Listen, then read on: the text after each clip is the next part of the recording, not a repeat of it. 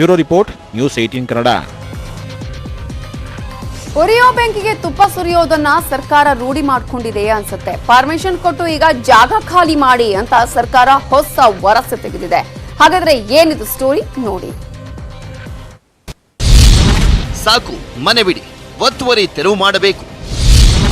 ವಾರವಿಡೀ ನೆರೆ, ಮಳೆ ನಿಂತ ಬಳಿಕ ಕಂದಾಯ ಇಲಾಖೆ ಬರೆ.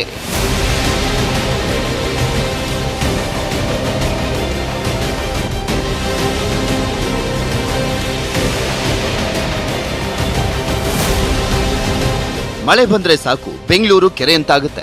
ಯಾಕಂದ್ರೆ ಅದೆಷ್ಟೋ ಏರಿಯಾಗಳು ಕೆರೆಗಳನ್ನ ನುಂಗಿ ನೀರು ಕುಡಿದು ಮೇಲೆ ಎದ್ದಿವೆ. ಮೊನ್ನೆ ರೈನ್ಬೋ ಡ್ರೈವ್ ಲೇಔಟ್ ಕೂಡ ನೆರೆಯಿಂದ ತತ್ತರಿಸಿದೆ.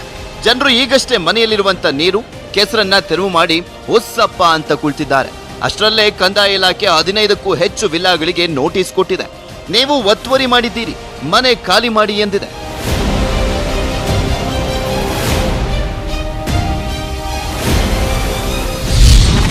ಕುಬೇರರ ಬಂಗಲೆಗಳಿಗೆ ನುಗ್ಗುತ್ತಾ ಬುಲ್ಡೋಸರ್.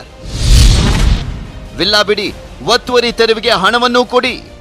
ನಾವು ನಡೆಸಿದ ಸರ್ವೆಯಲ್ಲಿ ನೀವು ಕಾಲುವೆ ಒತ್ತುವರಿ ಮಾಡಿ ವಿಲ್ಲಾ ನಿರ್ಮಿಸಿರುವಂತದ್ದು ಗೊತ್ತಾಗಿದೆ. ನೀವು ಜಾಗವನ್ನ ಖಾಲಿ ಮಾಡಿ, ಇಲ್ದಿದ್ರೆ ನಾವೇ ತೆರವು ಮಾಡ್ತೀವಿ. ಆದ್ರೆ ತೆರವು ಕಾರ್ಯಾಚರಣೆ ವೆಚ್ಚವನ್ನ ಭರಿಸಬೇಕು. ತಹಶೀಲ್ದಾರ್ ಸೂಚನೆಯನ್ನ ಕೊಟ್ಟಿದ್ದಾರೆ. ಆದ್ರಿಂದ ರೈನ್ಬೋ ಡ್ರೈವ್ ನ ಮನೆ ಮಾಲೀಕರಿಗೆ ಆತಂಕ ಶುರುವಾಗಿದೆ. ಈ ಒಂದು ಲೇಔಟ್ ಗಳನ್ನ ಅಪ್ರೂವಲ್ ಯಾರು ಸ್ವಾಮಿ ಕೊಡ್ತಾರೆ? ಮೇಲ್ಗಡೆಯಿಂದ ಆಕಾಶದಿಂದ ಮನೆ ಉದುರುತ್ತಾ? ಈ ಬಿಬಿಎಂಪಿ ಅಧಿಕಾರಿಗಳೇ ಅಪ್ರೂವಲ್ ಕೊಟ್ಟಂತಹ ಒಂದು ಪ್ಲಾನಿನ ಪ್ರಕಾರ ಮನೆಗಳನ್ನ ನಿರ್ಮಾಣ ಮಾಡಿರ್ತಾರೆ ಮನೆ ಖರೀದಿದಾರರು, ಅಥವಾ ಕಟ್ಟಿರೋ ಮನೆ ತಗೊಂಡಿರ್ಬೋದು, ಅಥವಾ ಸೈಟ್ ಅನ್ನ ತಗೊಂಡು ಅದರಲ್ಲಿ ಮನೆಯನ್ನ ಕಟ್ಟಿರ್ಬೋದು. ಆದ್ರೆ ಯಾರು ಅಪ್ರೂವಲ್ ಕೊಡೋರು ಯಾರು? ಗ್ರೌಂಡ್+2 ಅಪ್ರೂವಲ್ ಕಟ್ಟಿ ಮನೆ ಕಟ್ಟಿ, ಅಥವಾ G+3 ಕಟ್ಟಿ ಅಂತ ಅಪ್ರೂವಲ್ ಯಾರು ಕೊಡ್ತಾರೆ? ಅಪ್ರೂವಲ್ ಕೊಟ್ಟಿರೋ ಅಂತವರಿಗೆ ಏನ್ ಆಕ್ಷನ್ ತಗೊಂಡಿದೆ ಈ ಸರ್ಕಾರ? ಆಯತಪ್ಪಿ ಚರಂಡಿಗೆ ಬಿದ್ದು ಯುವತಿ ಸಾವು. HBR ಲೇಔಟ್ನ ಅಶ್ವಥ್ ನಗರದಲ್ಲಿ ಒಬ್ಳು ಯುವತಿ ಸ್ಕೂಟಿಯಿಂದ ಆಯತಪ್ಪಿ ಚರಂಡಿಗೆ ಬಿದ್ದು ಸಾವನ್ನಪ್ಪಿದ್ದಾಳೆ. ರಾತ್ರಿ 12:30 ಸುಮಾರಿಗೆ ತಾರಾ ಬಡಾಯಿಕ್ ಎಂಬ ಯುವತಿ ಆಯತಪ್ಪಿ ಚರಂಡಿಗೆ ಬಿದ್ದಿದ್ದು ತೀವ್ರ ರಕ್ತಸ್ರಾವದಿಂದ ಸಾವನ್ನಪ್ಪಿದ್ದಾರೆ. ತಾರಾ ಜೊತೆ ತಳ್ತಾ ಇದ್ದಂತ ಮತ್ತೊಬ್ಬರಿಗೆ ಗಾಯವಾಗಿದೆ. ಬೆಂಗಳೂರಿಗೆ ಬರೆ ಇಳಿಲಿಕ್ಕೆ ಬರ್ತಾ ಇದೆ ಚಳಿ. ಮಳೆ ಪ್ರವಾಹದಿಂದ ತತ್ತರಿಸಿದ ಬೆಂಗಳೂರಿಗೆ ಮತ್ತೊಂದು ಶಾಕ್ ಎದುರಾಗಲಿದೆ. ಮಳೆಗಾಲ ಮುಗಿಯುತ್ತಲೇ ಈ ವರ್ಷ ಭಾರೀ ಚಳಿ ಶುರುವಾಗಲಿದೆಯಂತೆ. ತಾಪಮಾನ 8 ಡಿಗ್ರಿ ಸೆಲ್ಸಿಯಸ್ಗೆ ಕುಸಿಯುತ್ತೆ ಅಂತ ಹವಾಮಾನ ಬದಲಾವಣೆ ವಿಜ್ಞಾನಿ ರಾಜೇಗೌಡ ಹೇಳಿದ್ದಾರೆ.